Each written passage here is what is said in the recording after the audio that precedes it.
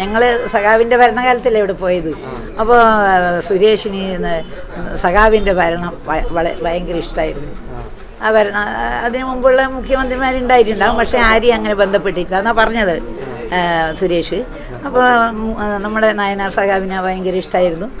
അങ്ങനെ എന്തെങ്കിലും ആയാലും വരും, അന്വേഷിക്കും. പിന്നെ പല പ്രാവശ്യം അങ്ങനെ ക്ലിഫ് ഹൗസിൽ വന്നിട്ടുണ്ട് എന്നെ കാണാൻ വേണ്ടി. അപ്പോൾ ഇത് രാഷ്ട്രീയമല്ല കേട്ടോ, നിങ്ങളത് വിചാരിക്കണം. രാഷ്ട്രീയത്തിന് അപ്പുറമുള്ള ഒരു വ്യക്തിബന്ധമായിരുന്നു. അത് നിങ്ങൾ മനസ്സിലാക്കണം. രാഷ്ട്രീയമല്ല, രാഷ്ട്രീയത്തിനപ്പുറമുള്ളൊരു വ്യക്തിബന്ധം. അതാണ് സുരേഷ് ഗോപിയായിട്ട്. മറ്റേ ഞങ്ങൾക്ക് സുരേഷ് ഗോപിക്ക് സഖാവിൻ്റെ ഭരണം ഇഷ്ടമായിരുന്നു. ആ കാലത്ത് എന്നോട് പറഞ്ഞിട്ടുണ്ട്, ഞാൻ പല മുഖ്യമന്ത്രിമാരും വന്ന് പോയിട്ടുണ്ട്, പക്ഷെ ഞാൻ ആയിട്ടും അടുത്തൊന്നും ബന്ധപ്പെട്ടിട്ടില്ല. പക്ഷേ സഖാവിന് അച്ഛൻ്റെ ഭരണം ഇപ്പോൾ ഞാൻ വളരെ ഇഷ്ടപ്പെടുന്നു. സഖാവിനാന്ന് പറയില്ല, അച്ഛനെ ഞാൻ വളരെ ഇഷ്ടപ്പെടുന്നു എന്നാണ് പറയുന്നത്. അതുകൊണ്ട് അല്ലാണ്ട് ഞങ്ങൾ ഇതിലൊരു രാഷ്ട്രീയം കലർത്താൻ പാടില്ല നിങ്ങൾ. അതാണ് എനിക്കൊരു റിക്വസ്റ്റ്. അത് രാഷ്ട്രീയമില്ല ഇതിൽ. രാഷ്ട്രീയത്തിന് അതീതമായ ഒരു വ്യക്തിബന്ധം, അതാണ് ഞങ്ങൾ വരാറുണ്ട്. അവിടെ നിന്ന് കാണാറുണ്ട്, ഞങ്ങൾ അവരെ വീട്ടിൽ പോകാറുണ്ട്. മക്കളുമായിട്ട് ഞാൻ രാധികേനെ ഞാൻ പല പ്രാവശ്യം മിഞ്ഞാന്ന് പോലും വിളിച്ചതാണ്. ഇടയ്ക്കിടെ വിളിക്കും. ജയിച്ചപ്പോഴൊന്നും സുരേഷിനെ വിളിക്കാൻ പറ്റില്ലല്ലോ, അപ്പോൾ ഞാൻ രാധികേനെ വിളിക്കുക. അപ്പോൾ രാധിക പറയും അമ്മ വിളിച്ചു, അങ്ങനെ. അപ്പോൾ ഇവരെ കാണാൻ പോയ സമയത്തും അന്നേ ഇവരോട് പറഞ്ഞു, ഞാൻ അമ്മയെ ചെന്ന് കാണും, അമ്മ എന്നെ ഇങ്ങോട്ട് വിളിക്കണ്ട, ഞാൻ അമ്മയെ ചെന്ന് കാണും, ഇങ്ങനെയാണ് പറഞ്ഞത്. ഞാൻ ജയിച്ചപ്പോഴൊന്നും ഞാൻ വിളിച്ചിട്ടില്ല. എല്ലാവരും വിളിച്ച് പറഞ്ഞത്, ഞാൻ വിളിച്ചില്ല. ഞാൻ അമ്മയെ ചെന്ന് കാണും. അതുപോലെ പല പ്രാവശ്യം ഇവിടെ വന്നിട്ടുണ്ട്. അത് നിങ്ങളൊന്നും അറിയാത്തതുകൊണ്ടാണ്. ചില പത്രക്കാർക്കെല്ലാം അറിയാതെ. പിന്നെ പല പ്രാവശ്യം അയാൾ ഇവിടെ എത്തിയാൽ എന്നോട് വിളിച്ച് പറയും, മമ്മി ഞാൻ രാവിലെ എനിക്ക് ബ്രേക്ക്ഫാസ്റ്റ് വേണമെന്ന് പറയും. അപ്പോൾ ഞാൻ ബ്രേക്ക്ഫാസ്റ്റ് തയ്യാറാക്കും. ഇവിടെ ബ്രേക്ക്ഫാസ്റ്റ് കഴിക്കും. ഇയാൾ ഇവിടെ 2-3 നാളുണ്ടാവും. പിന്നെ ഭക്ഷണം ഉച്ചയ്ക്ക് ചോറാവണമെങ്കിൽ ഇവിടെ നിന്നെങ്കിലും പറയും, അമ്മ ഞാൻ ഇവിടെ എത്തിയിട്ടുണ്ട്, മാടായിക്കാവിൽ. ഇയാൾ വലിയ ഭക്തനല്ലേ, അപ്പോൾ തലപ്പുറം വരെ എത്തിയിട്ടുണ്ട്, ചോറ് വേണമെന്ന് പറഞ്ഞാൽ ഒരു പ്രാവശ്യം വിളിക്കുമ്പോൾ ഞാൻ പറഞ്ഞു, അയ്യോ എൻ്റെ സുരേഷേ, ഞാനിപ്പം തിരുവനന്തപുരത്താണെന്നല്ലോ ഉള്ളത്, ഞാൻ അവിടെ ഉള്ളവരാണ് വിളിക്കുന്നത്. അപ്പോൾ ഞാൻ തിരുവനന്തപുരത്താണ്, അത് അറിയില്ലല്ലോ.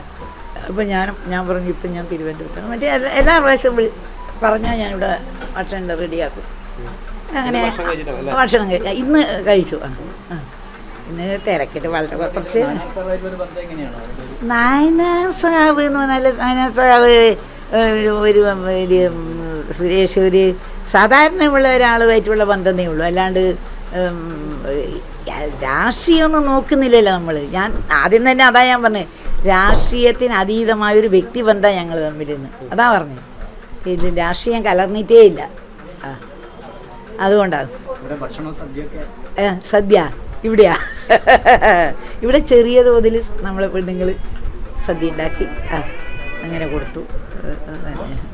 വേറെ ഇതിൽ ഞാനും തന്നെ പിന്നെ പറഞ്ഞുതരും. പിന്നെ ഞാൻ കുറേ നാൾ ഇയാൾ MB ആയ സമയത്ത് എന്നെ വിളിക്കാറില്ലായിരുന്നു. അപ്പോൾ ഒരു പ്രാവശ്യം ഞാൻ ചോദിച്ചു, എന്ത് പിന്നെ ഒരു പ്രാവശ്യം എന്നെ വിളിച്ചു. ഞാൻ എറണാകുളത്തുള്ളപ്പോൾ മോൻ്റെ അടുത്ത് വീണിട്ട് ഞാൻ 2 കൊല്ലം അവിടെ കിടന്നു പോയിന്.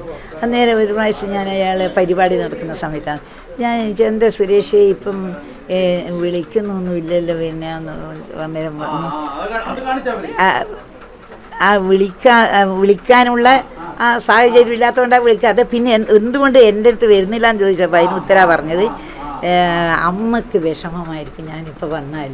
ഈ BJP-ക്കാർ നമ്മളെ സാധാരണ പാർട്ടിക്കാരെ മുതലല്ല, അവരെപ്പോഴും ഇയാളെ കൂടെ ഒരു 3-4 ആളുണ്ടാവും. അപ്പോൾ സുരേഷ് പറയുന്നത്, പിന്നെ അപ്പോൾ അമ്മക്കതൊരു വിഷമമായിരിക്കും. നമ്മളെ വീട് എന്ന് പറഞ്ഞാൽ ഏതാണെന്ന് അറിയാമല്ലോ. അപ്പോൾ അത് അമ്മക്കൊരു വിഷമമായിരിക്കും ഞാനിങ്ങനെ വന്നാൽ. അത് എപ്പോഴും എൻ്റെ കൂടെ ആൾക്കാരുണ്ടാവും. അതാ ഞാൻ ഇപ്പോൾ വരാത്തത് MB ആയ സമയത്ത്. അതുകൊണ്ടാണ് ഞാൻ അമ്മക്ക് വിഷമമായെങ്കിലോ ഞാൻ ഇങ്ങനെ കൂടെ ഇവരെല്ലാം വന്നാൽ അതങ്ങനെയാണ് പറഞ്ഞത്. ഇന്നും തനിയെ ആരുമില്ല ആരുമില്ല. അതാ അല്ലാണ്ട് ഇതിൽ എന്നെപ്പോലെ നിങ്ങൾക്കിപ്പോൾ ആർക്കും രാഷ്ട്രീയം അറിയില്ല. ഞാൻ എന്ന് പറഞ്ഞാൽ 5 വയസ്സ് മുതൽ എൻ്റെ അമ്മാവൻ KPR ഗോപാലൻ രാഷ്ട്രീയത്തിൽ ഉണ്ടായിട്ട് തൂക്കാൻ വിരിച്ചിട്ട് ഇറങ്ങി വന്ന മനുഷ്യനല്ലേ. അപ്പോൾ എനിക്ക് ഞാൻ രാഷ്ട്രീയ പ്രവർത്തനത്തിൽ ഇറങ്ങിയിട്ടില്ലാതേ ഉള്ളൂ, രാഷ്ട്രീയക്കാരി ആയിട്ടില്ലാതേ ഉള്ളൂ. പക്ഷേ എനിക്ക് നന്നായി രാഷ്ട്രീയം അറിയാം.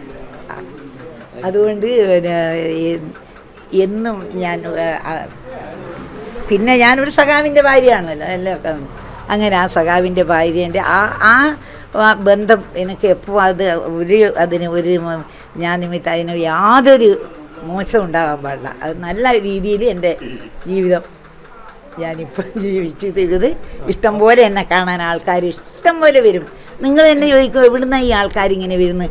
പല ഭാഗത്തും ഇപ്പം നമ്മൾ പ്രശ്നക്കടവ് പോയാൽ ഇപ്പം എല്ലാവരും കാറിലല്ലേ പോയി വരുന്നത്. അപ്പോൾ എല്ലാവരും കാറ് ഒന്നിങ്ങോട്ട് തിരിക്കും, ടീച്ചറൊന്ന് കാണാമെന്ന് വെച്ചാൽ.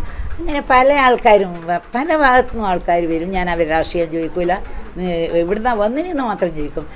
നിങ്ങൾ എന്താ ചെയ്യുന്നത്? ഒന്നുമില്ല, ഞങ്ങളൊന്ന് സഖാവിൻ്റെ വീട് കാണാൻ ഒന്ന് ടീച്ചറെ കണ്ടു പോകാമെന്ന് വെച്ചിട്ട് വന്നതാണ്. അത് നമുക്ക് സന്തോഷമായി. അപ്പോൾ ഞാനിങ്ങോട്ട് ഒറ്റയ്ക്ക് ഇരിക്കുമ്പോഴും എനിക്കത് വലിയ സന്തോഷമുള്ള കാര്യമാണ്.